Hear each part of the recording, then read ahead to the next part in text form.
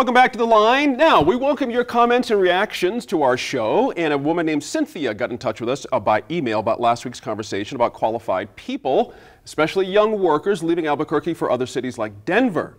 Now, Cynthia says, quote, "My plan when I retire in 2 years is to move back to Phoenix because there is always something to do and I can live there cheaper than I can here." She also says parking is a concern in Albuquerque's Old Town and, quote, "New Mexico has so many things to offer tourists, but not much for residents." Interesting. You can get in touch with us on our website, newmexicoinfocus.org, or by emailing us at nmif@nmpbs.org. Now, let's move to another story this week. The White House announced a new plan to reduce carbon emissions around the country.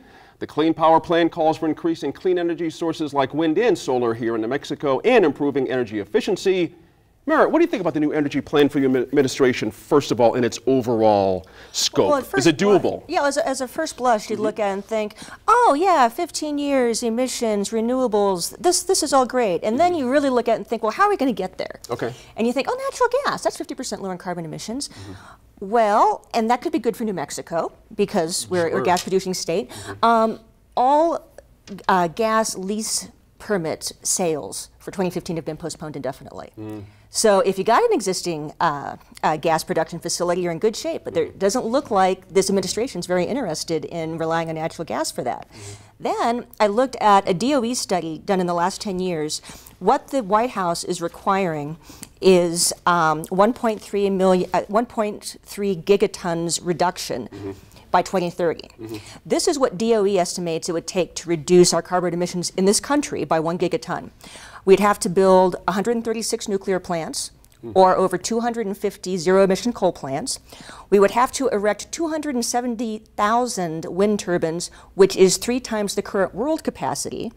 And we would have to install solar capable of generating 750 gigawatts, which is over 100 times the current world capacity. So I feel that what we've been presented with is a laudable goal with zero vision and no guidance or plan or infrastructure for implementation. Interesting. Steve, your reaction to that? I'm curious. I don't know those numbers, but I don't think they're accurate, to be honest with you, Merritt. I mean, if you listen to Ryan Flynn, who's the head of our environment department, he absolutely believes that New Mexico can meet those goals. And even though New Mexico is currently higher than the national average on CO2 emissions. And how do we do that? We close 2 of the 4 units at the San Juan generating station.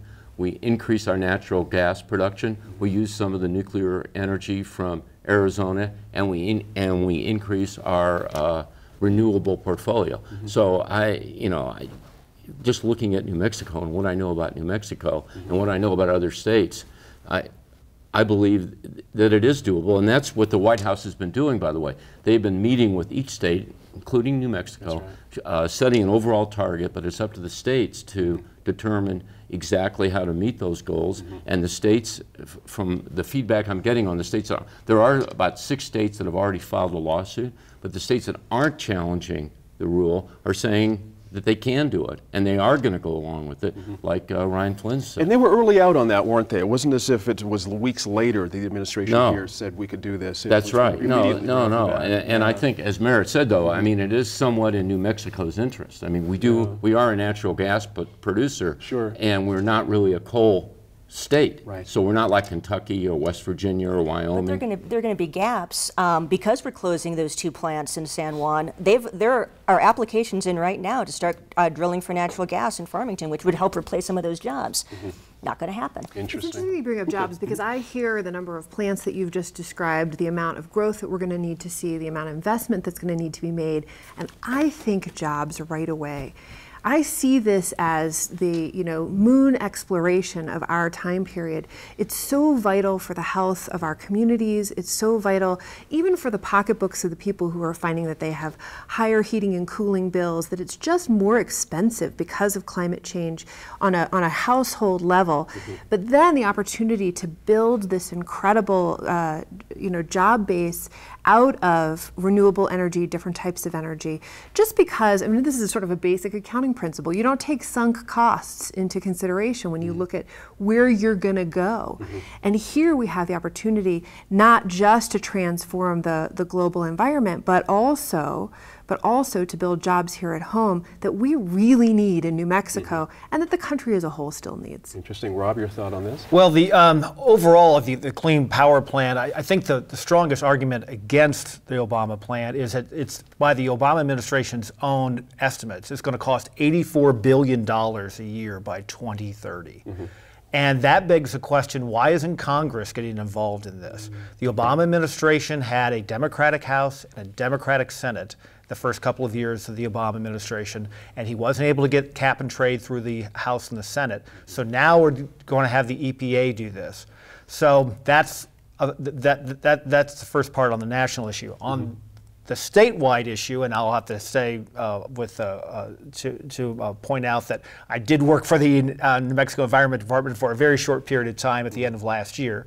But the Ryan Flynn has decided to go ahead and have a state implementation plan. A number of Republican states and governors have not done that, but they've gone ahead and done the state implementation plan. And the big reason why was because the Richardson administration, a few years ago when they were in office, they didn't put together a state implementation plan on nitrogen oxide emissions. And the EPA came back and said, okay, if you're not going to do a state implementation plan, we're going to write your own plan. And it ended up costing the state $1 billion. Right. Let me stay with Sophie on this side of the table for a quick second. Is the administration doing nothing less than just trying to get us to turn a corner and let the marketplace and everybody else figure it out? I think the administration just has a looked paradigm shift at the political reality. I mean, to Rob's comment about the EPA versus Congress, they've looked at the political reality. They've looked at the role of the EPA, which is, and this is a legitimate action on the part of the EPA, and a legitimate endeavor for them. They've said, look, here's what we got, and across the globe, the message is from science, from politicians. It's just, so galling that we can't embrace this here at home. Across the globe, the message is, this is it, we gotta go. And that was loud and clear in the president's message. I think that that's loud and clear in our communities as we see New Mexico. This is a wet summer, but it has been a hot summer. We can see finally we're the generation that sees the effect of climate change. And we've got to be concerned about our kids and about the globe. But I just want to jump in and just say one thing, though. You make that point. However, if it's going to cost $84 billion a year between, for the country between now and 2030 by the Obama administration's That's numbers. not what the Obama administration. They're saying through efficiencies that consumers will actually be benefited from this plan. And may I say, as to the why now, it's just last year that the courts ruled that the Clean Air Act covers CO2 emissions. So only now can they do that. And there is a provision in the Clean Air Act, which is the Nixon-era act, which allows existing plants, if you propose new rules for new plants, then you can propose new rules for old plants. That's the basis. Every president has done this. That's going to be a big debate because it's going to be there was a 2007 Supreme Court case that gave the EPA the right under the Clean Air Act, but the parameters of that is a big debate. This is going to be interesting. But the point that I want to make, though, is that it's going to cost more. Right. And New Mexico's a poor state. And so everyone wants clean air, but the question is, how much are you willing to pay for it? And is it worth it in the long haul? What is that price worth? What's the value for people down the road? We've got asthma rising here. We've got all kinds of air troubles here. We'll have to see how this all plays out. Now, up next, we talk about the latest development in the debate over Confederate symbols in Albuquerque's Old Town.